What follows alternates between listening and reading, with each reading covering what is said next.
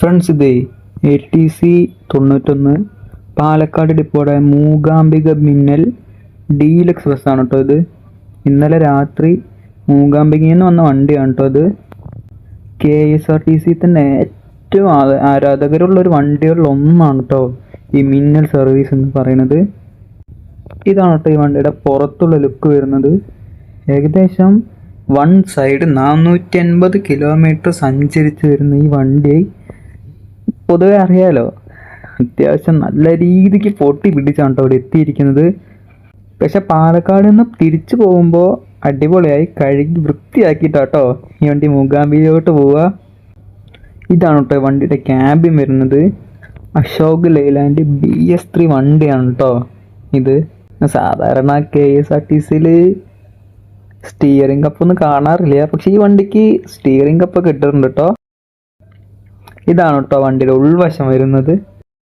മൊത്തം 40 push back സീറ്റാണ് കേട്ടോ ഈ മിന്നൽ ബസ് സർവീസിന് കൊടുത്തിരിക്കുന്നത്. അത്യാവശ്യം നല്ല സീറ്റ് തന്നെയാണ് കേട്ടോ ഈ വണ്ടിക്ക് കൊടുത്തിരിക്കുന്നത്. പ്രത്യേകിച്ച് മോശം പറയാനായിട്ടൊന്നും ഇല്ല. എല്ലാ സീറ്റിലും ഓരോ ചാർജിങ് സോക്കറ്റ് വീതം കൊടുത്തിട്ടുണ്ട് കേട്ടോ. അത് ഏറ്റവും നല്ലൊരു കാര്യമാണ് കേട്ടോ. കാരണം ഇത്രയും ലോങ് സഞ്ചരിക്കുന്ന വണ്ടി ആയതുകൊണ്ട് തന്നെ ജനങ്ങൾക്കത് വളരെയധികം ഉപകാരപ്രദമായിരിക്കും. ഫ്രണ്ട്സ്, ഈ വണ്ടിയെപ്പറ്റി ഞാൻ ഒന്ന് പറഞ്ഞുതരാം കേട്ടോ. ശബരി എയർബസിനെ റീഫർബിഷ് ചെയ്തിറക്കിയ വണ്ടിയാണ് കേട്ടോ ഇത്. മൊത്തം 3 മിന്നൽ സർവീസാണ് പാലക്കാട് ഡിപ്പോ ഓപ്പറേറ്റ് ചെയ്യുന്നത്.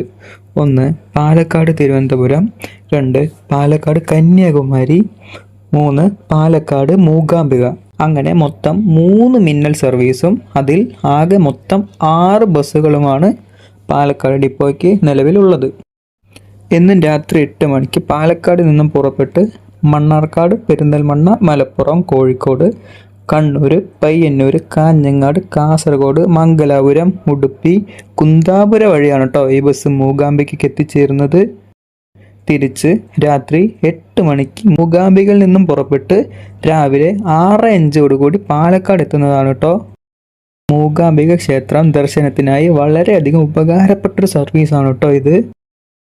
പാലക്കാട് നിന്ന് ഏകദേശം 781 രൂപയാണ് കേട്ടോ കൊല്ലൂർ മൂകാംബികയ്ക്ക് ഈ ബസ്സിലാവുന്നത്. മൂകാംബിക പോകുന്നവർ മാക്സിമം നേരത്തെ തന്നെ ബുക്ക് ചെയ്യാൻ ശ്രമിക്കുക കേട്ടോ.